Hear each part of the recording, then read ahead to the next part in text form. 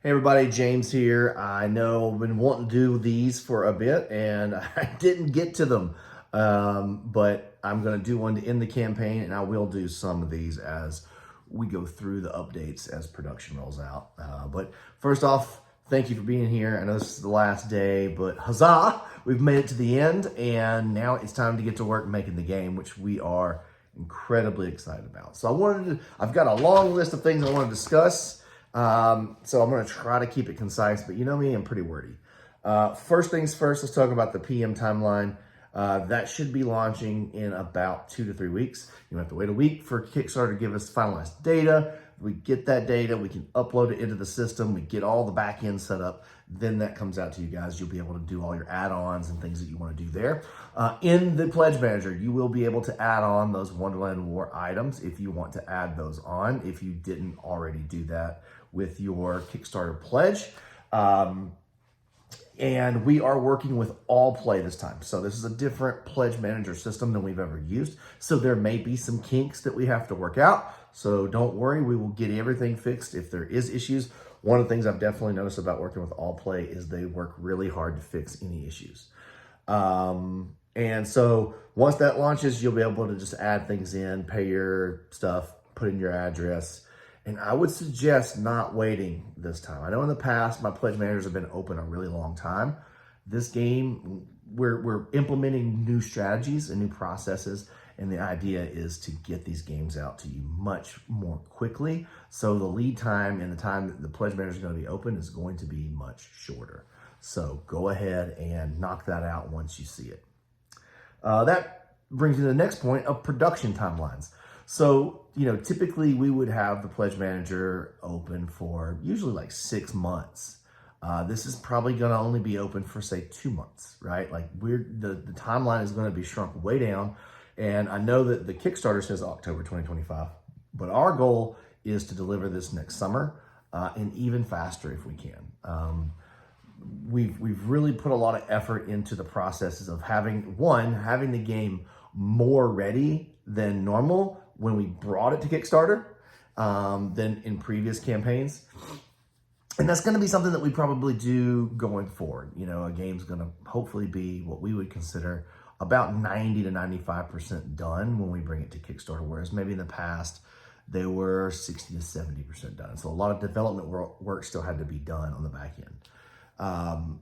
Leaving the door open a little bit lets us work with you, and when you identify things that you'd like to see in the game, it still gives us the wiggle room to insert those things into a game design. If it's completely finished and ready to go to production as soon as the campaign ends, then there's no room for that, and we want to leave that door open a little bit, so that's where that comes in.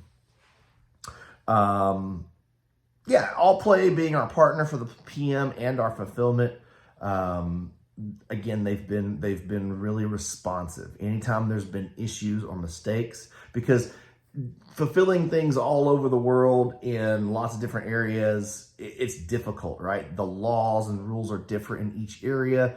You've got to know those. Everything's got to be in place. Different software systems with the different partners have to communicate properly, and sometimes everything doesn't go as planned.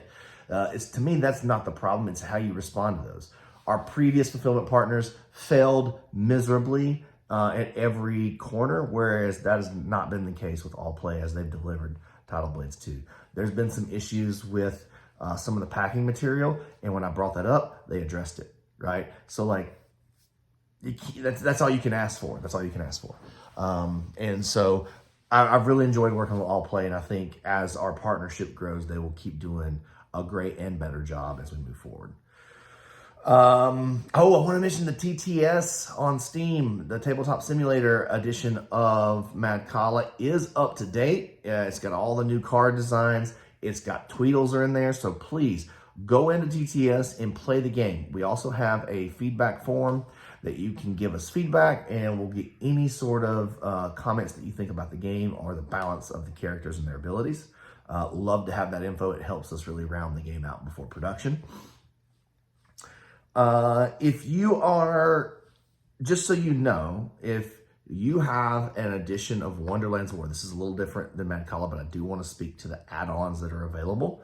The second edition essentially Any edition that only has the Druid City Games logo on it, there's no Skybound logo on it, is completely up to date. It has the new boards. You don't have to worry about ordering anything weird or different. It is up to date. One of the questions that I get quite a lot is why not the retail edition of that game? That was a Skybound product. That's something that Skybound wanted to make. I never wanted to make that, not because I want to withhold any. There's no maliciousness there.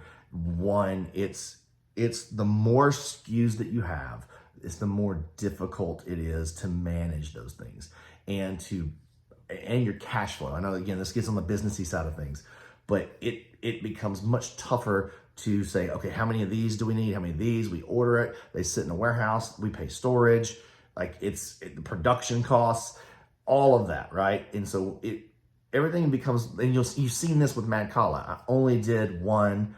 It's the deluxeified version. That's the kind of games I like to make. If you can see behind me, it's the kind of games I like to play. And so that's the reason why for Madcala, we only have the one edition. It's just Madcala. It's deluxeified because that's just what we make. Also, I went this route on Madcala because I love neoprene playmats. I don't like storing them. That is a closet over there, and it's full of playmats all over the freaking place. And I know there's storage solutions and that sort of thing. But if the stuff that comes from a game can fit in the box, that's a big advantage, right? And so the whole purpose of making this one edition was, could we make a neoprene mat and it fit in the box? And that was always the goal. So that's why we did that. Also, that neoprene mat's gorgeous. Oh, by the way, so if you're looking to add on Wonderlands War products to your Madcala pledge, right? We get to take advantage of Allplay's efficiencies, and the cost for adding product on is very, very cheap shipping wise. So you'll see that kind of some of it's offset with the pricing, some of it's offset with just that we're already shipping you something. So making the box bigger and adding the weight on, the efficiencies really kick in. But this is a great way to get a low shipping cost for Wonderlands War, which is a big, heavy game with big components and lots of extra bits. So you'll see those costs in the Pledge Manager, but they're going to be really low. So back that or add that with confidence on anything that you might want there. And it gives us the opportunity, obviously, to serve regions that we currently don't have any stock. So Allplay is also going to be my partner on our web store going forward. And anywhere in the regions that we have stock with our partners, those items will be available in the web store. And these opportunities let us kind of stock the web store. A question that we've had a good bit is, does the insert fit sleeve cards? Anytime we're making an insert for a game, we are going to ask, can we fit everything in there with sleeve cards?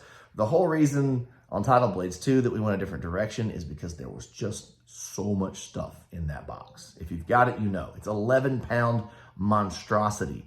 And we couldn't fit everything in there. And if you sleeved the 600 cards, it creates a volume issue. It's an engineering project, and it just wasn't going to fit. So that's why we made an Immortal box that would have its own storage system and filing system, which I love. That's how I played my full solo campaign on the playtest or on the pre-production copy. And it's really nice. It's almost like a filing cabinet, right? You just easily find what you need really quickly. Enfolded space gave us a solution for those who wanted a fancier, nicer storage solution but don't sleeve. So we tried to accommodate in every way we can. There's lots of people who tell me we did it wrong. We're taking lessons from all that. But we did the best we could, trying to serve all the different masters that we have when it comes to making games. Okay, a couple of bigger, more serious conversations I wanted to have with the current election process in the U.S. We have someone coming in who is promised a tariff for U.S. I don't know what that looks like. It's been 10% to 60%. Either way, if some new tariff is applied to the board gaming industry, it will have an additional cost that has to be passed along. There's just no two ways about it. Every company, I think, will handle that differently. And we need to see what it is first before we can speak intelligently about it. Other than, I just want to warn you, if you are in the US and Canada, because all of the Canadian and Mexico, essentially any of the rest of the world, all of that is fulfilled through the US. So that means those products will be coming in through our ports, which means that tariff would apply to them. We'll probably have a line item that just passes that cost along. It won't be marked up or anything like that, just so you know that we have to find some way to take care of that if it's followed through on, if it is applied. So for right now, it's just wait and see. I do want to let you know that we will have to handle that in some sort of way if that does come to pass. So I get a lot of questions about, or a lot of assumptions. There's a lot of assumptions about why, you did it this way. Why did you do it that way? This company does it this way. And I just wanted to quickly talk about each project is its own unique puzzle. So things that I've done on previous projects don't necessarily always apply. Typically the experience is good. The solutions that you find have a lot of similarities. So it's not that the previous experience is not useful. It's just that each project presents its own puzzle with the different components and the different things that come inside, the different sizes of the box, the weight. All of these different moving variables trigger different domino effects for each individual project. The partners that you have in place, they have their own limitations. So company A might work with a different set of vendors than company B, and giving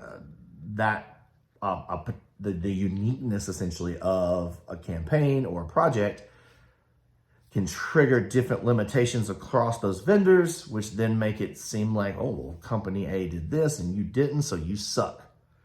But that's not necessarily, they weren't even given the same set of scenarios. It's a lot. So I just say all that to say is it's not black and white. It's not like if A, always B.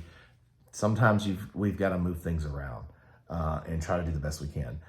On my end, the thing I try to do is A, stay within the margins that keeps the balance sheet healthy. So I need to make money to keep making you more games. That's end of the day, that's what it is. I know that the word profit is turned into an ugly word, but if we aren't profitable, then we can't keep doing this. Now, if we're talking about price gouging and profiteering, that's a different conversation. But a general normal profit margin, I think, should be the goal of everybody who's in business, because you need those profits to support the company and the product lines going forward. And when there's not, this is where we see in the past companies get themselves in trouble, when they don't have a good profit margin set up, right? And then you don't have the money when something goes wrong to just take care of it and keep that product moving for the customer. So I just wanted to kind of rant there for a second about each project is unique, and we approach it with the solutions that we think are the best at that time. We learn from those things. In the future, we may not work with the same vendors, right? Like the way that we did fulfillment for Wonderland's War did not work at a level that was acceptable to me. We found a new partner. So it's constantly evolving. I do want to mention shipping costs, and I've done videos on this before, so I don't want to rant on it too much, but it comes up every campaign. How can you charge me $15 to ship a a $50 product. That's X percentage of the cost. I can't believe that you would charge me an extra $15 for this playmat. Well, playmats, so first, Amazon has ruined our perception of what shipping costs. Everybody thinks shipping should be free now. I get that. I feel that sometimes when I go to buy things, but it's not reality, right? They have a strategy to run the small businesses out of business so that they get the market share. And that's not the way this works for small businesses. Typically, if I'm charging you $15 for shipping, it costs me more than that. I'm subsidizing that down so that it doesn't hurt as much when you look at it. But if you go buy a box for a big old playmat, right? You gotta buy the box, the tape, anything that you decide to put in there for packing material, which most playmats aren't gonna need that, but if you did.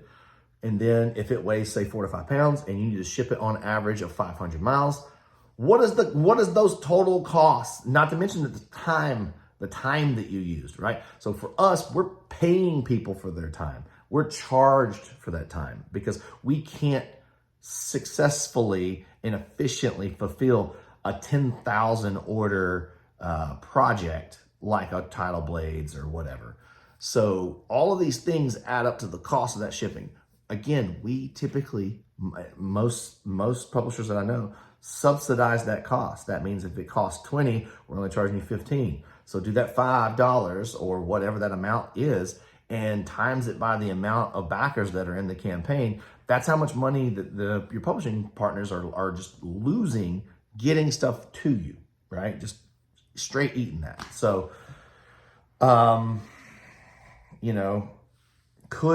think a lot of people have some false equivalency with, oh, I use pirate ship and I go and I ship things myself and it costs $8. But you supplied the time, you supplied the packing box, you supplied the packing materials, you drove it to the place to drop it off with your car, your gas. All of that stuff has costs that you're not factoring into that $8 figure just because that's what popped up on the screen for pirate ship. All those things cost money, and all those things cost publishers and fulfillment partners money, and they have to be paid for. Okay, last I want to wrap up with just generally a little transparent moment for me personally. The last 2 years have been pretty rough, and I have definitely not always nailed, I've not always stuck the landing, right? Like, I do try to make the very best decisions that I can at the time that I'm presented with the problem. Sometimes you nail it and sometimes you don't, and you just live and you learn and you try to do your best the next time. I really only get really upset at myself when I make the same mistake twice, right? So, the whole thing with Easy Ship and the way they handled Wonderlands of War fulfillment, it really hurt in general. As a small business, it hurt how poorly they handled fulfillment, and just in general, across the board, the extra costs that they made me incur to do fulfillment, and that I still have a bunch of unhappy people because they never got, and we're still trying to get them their pledge because they destroyed or lost so much of our stock. It's insane. And just in general, the struggles of production costs and miscommunication with and partners that's not holding up to their end of the bargain. It always lands on us. It comes back to us. We chose those partners, and rightfully so. We chose those partners, but a lot of times you trust a partner when they say, I can do X, and they charge you to do that service. You trust that they can. And at some point, you just look at the reviews and you look at the other people that have used them, and you say, okay, all right, that seems reputable. I mean, that's how we make all of our decisions, right? When we read reviews and purchase anything. It just sucks when a vendor partner doesn't really come through for you and fails you and then leaves you holding the bag. That happens a lot. That happens more than it should. So one of the things that I really wanted to do, and you've noticed with the addition of JB Howell and Andromeda, is I needed to not do everything on my own. I've learned I am not a Ryan Lawcat. I can't do it on my own. There's things I'm not good at, and I need to give those things to other people that are their strengths and rely on my team. And so I'm pretty freaking stoked about JB and Andromeda being on board, because I think they really fill in some holes in the business side of things and the teamwork side of things that I'm just not good at. And so it doesn't feel good to say you're not good at stuff, because you want to really think that I can do anything, I can do everything. But if anything, my 9 years in board gaming has really taught me that you got to really quickly identify what you're not good at and then put some stop gaps in place to take care of those things.